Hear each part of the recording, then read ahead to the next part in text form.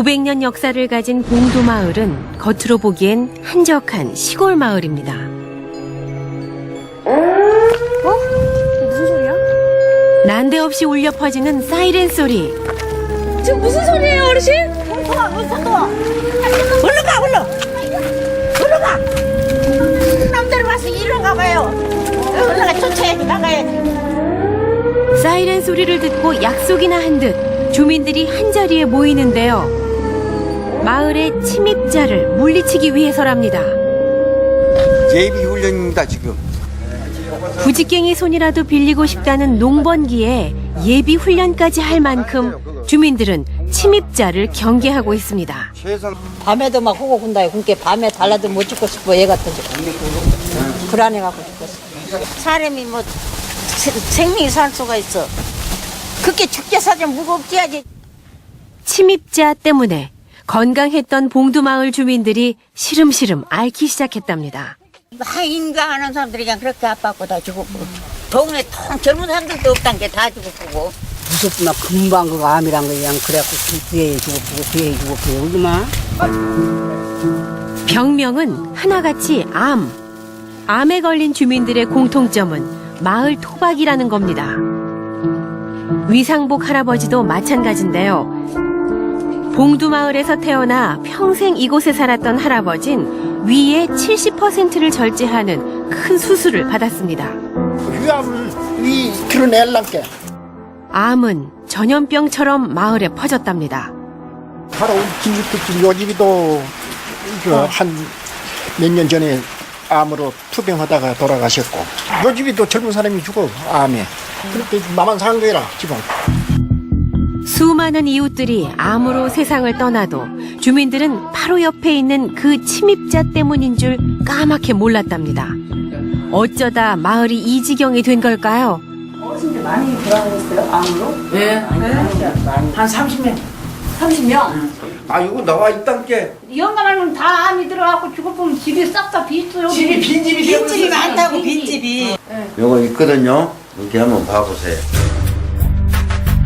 1985년부터 2012년까지 마을에서 암으로 사망한 사람은 29명.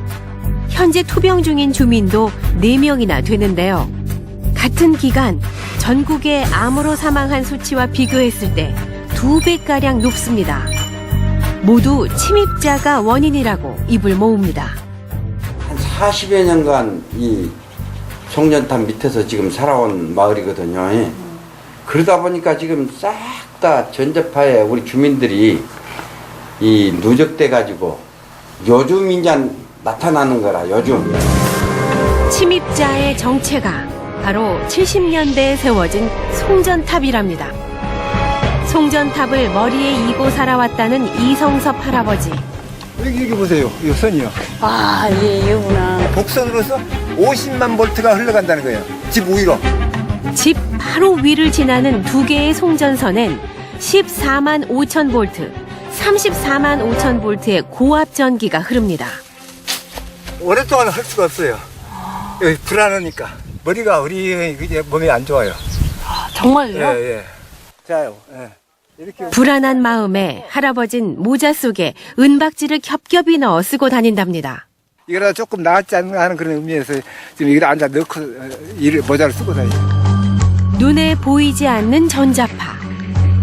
정말 주민들에게 영향을 미치고 있는 걸까요? 이장님은 강력한 전자파를 확인시켜주겠다며 우리를 안내했는데요. 불 끄면 돼요? 오, 켜졌어요, 형광등. 불 켜졌네, 진짜. 마을 한가운데 있는 송전탑 밑에서 형광등을 들자 불이 들어옵니다. 공중에 존재하는 전기장만으로 불이 켜진 겁니다. 여기 와서 어떻게 일을 하겠어요? 바로 지금 전기가 흐르고 있다는 걸 우리 주민들이 다 알고 있는데. 서울의 여의도보다 작은 규모인 이 마을에 송전탑이 몇 개나 되는 걸까요? 현재 19기가 섰거든 지금 우리 마을을. 근데 지금 6기가 들어섰고 25기가 지금 완전히 이제 그 큰 철탑이 뺑뺑 둘러버렸잖아요 이렇게. 25개의 송전탑 중 6개는 작년에 신설됐는데요. 봉두마을 주민이 약 200명 정도니 송전탑이 8명당 1개꼴인 셈입니다. 요거 이번에 새로 생긴 신설 철탑이에요. 새 송전탑이 들어선다니. 송전탑 때문에 암마을이 되었다고 생각하는 주민들은 극구 반대할 수밖에 없었다는데요.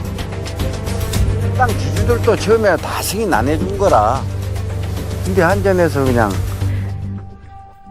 우리 집 앞마당에 혹은 우리 아파트 단지 한가운데에 고압 전류가 흐르는 송전탑이 들어선다면 여러분은 어떻게 하시겠습니까? 주민들은 송전탑 건설을 무조건 반대하는 게 아닙니다. 대도시처럼 송전선을 땅 아래로 묻거나 민가와 떨어진 산으로 옮겨달라는 건데요. 송전탑을 둘러싼 갈등을 해결할 수 있는 방법은 없는 걸까요? 조상 대대로 500년 동안 터를 잡고 살아온 마을이었습니다. 송전탑 때문에 마을이 더 이상 망가지는 것을 두고 볼 수 없다는 주민들은 매일 순번을 정해 아침부터 밤늦도록 송전선 연결 공사가 예정된 송전탑 앞을 지키고 있습니다.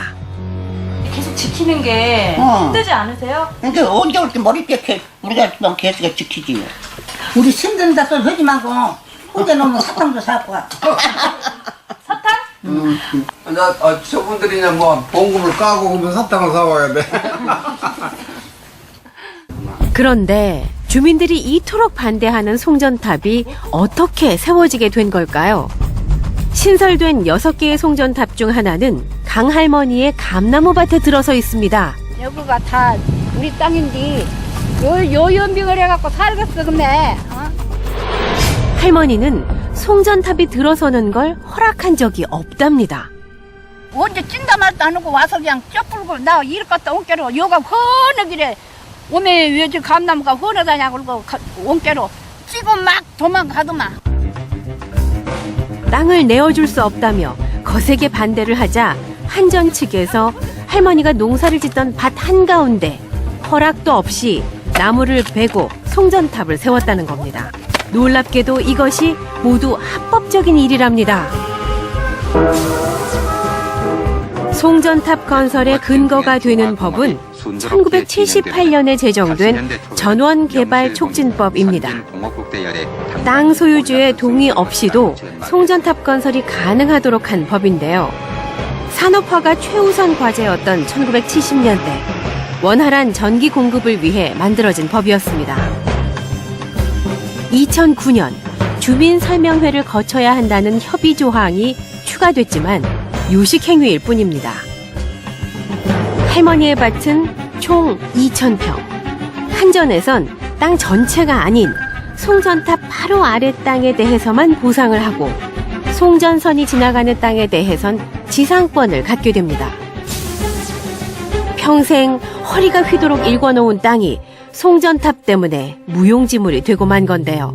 있잖아 그냥 가슴 아프고 요렇고 말 수가 없어 진짜 요렇고 말 수가 없어 아무리 사람이 슬프다고. 송전탑 옆에서 농사를 짓자니 불안하고 그렇다고 땅을 팔 수도 없습니다. 송전탑이 들어선 땅은 팔리지 않아 버려진 땅처럼 취급되기 때문입니다.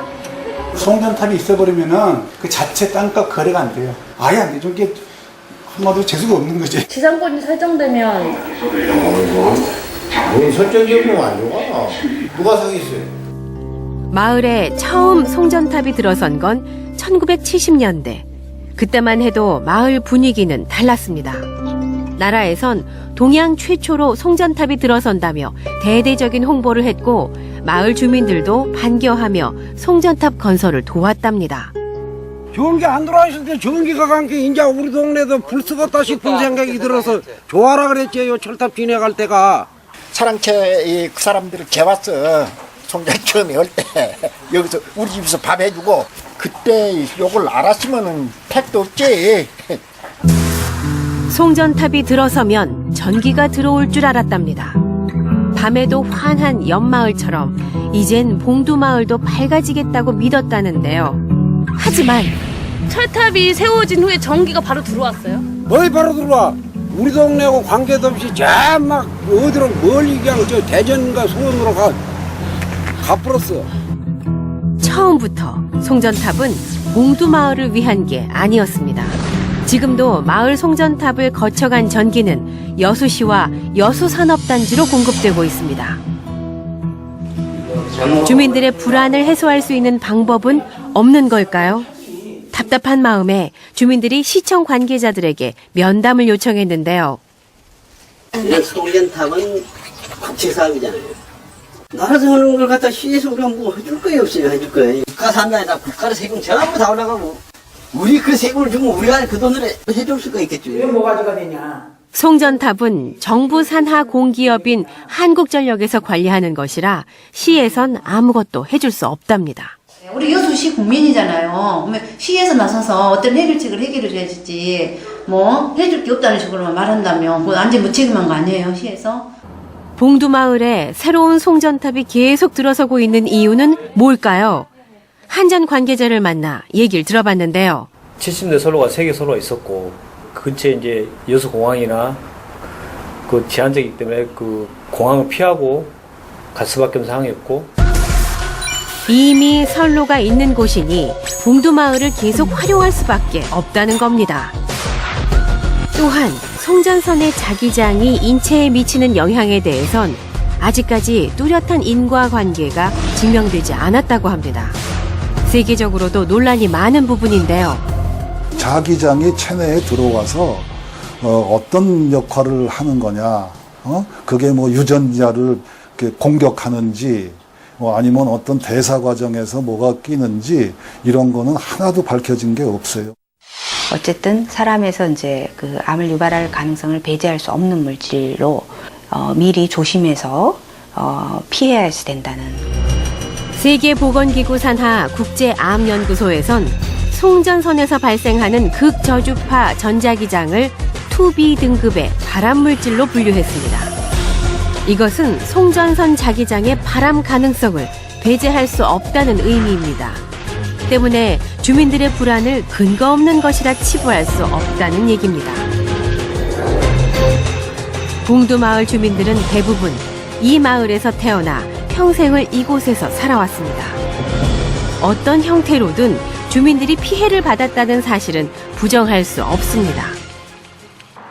며칠 후 한전 측과 주민들의 협상 자리가 마련됐는데요. 송전선을 지중화하거나 마을 뒷산으로 옮겨달라는 주민들의 제안을 한전 측은 계속 불가능하다고 말해왔습니다. 이후 팽팽한 줄다리기를 이어오고 있는데요. 오늘은 문제를 해결할 수 있을까요? 법이 바뀌기 전에는 할 수 없다 그래요. 우리 마을 그 안타까운 심정을 좀 헤아려줬으면 좋겠어요. 정부 부처에서도. 마을 설명회를 다 했어요. 오케이 할 사람이 누가 있다고 보시면. 근데 누군가는 희생을 해야 되거든요. 지금 이런 사람들이. 송전탑 건설을 둘러싼 갈등은 현재 경남 밀양에서도 불거지고 있습니다. 봉두마을은 바로 밀양의 미래로 거론되고 있는데요. 과거에도 그랬고 지금도 송전탑은 힘없는 이들의 일방적인 희생을 강요하고 있는 게 아닐까요? 그럼에도 불구하고 평생 대를 이어 살아온 마을을 송전탑으로부터 지키고 싶은 마음을 지역 이기주의로 몰아가는 게 주민들은 속상합니다. 안녕하세요. 어서오십시오. 네. 네, 고맙대요. 어제 오늘도 쳐서 지키시러? 지난 40년의 세월은 어디에서 보상받아야 하는 걸까요? 오늘도 도시는 밤을 환하게 밝히고 있습니다. 빛이 화려할수록 어둠은 깊고 진해지기 마련인데요. 빛을 위해 전기가 수천 킬로미터를 달려오는 동안 그 아래 아무도 주목하지 않은 사람들이 살고 있고 고통받고 있다는 사실을 우리는 너무 모른 척 해왔던 건 아닐까요?